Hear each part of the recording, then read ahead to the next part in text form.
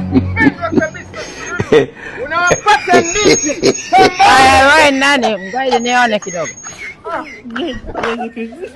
Bwana wa mchuzi hapa mwanangu, ukiweka tone moja tu fulu kujilamba na kuambia unakata vidole. Acha kelele basi sasa, sisi ndio tunafanya biashara, unafanya kelele. Gusa hapo watoto hao, umeona hao? Hapa ndio nafanya. Hapa 2,200.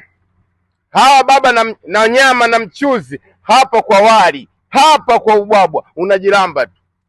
Heshima, usinunulie malaya, nunulie wanao wakale. Naomba samaki mmoja mjane. Nataka mjane usiolewa. Wewe bwana mjane utamjuaje samaki mjane leo? Unawajua kweli ya wewe?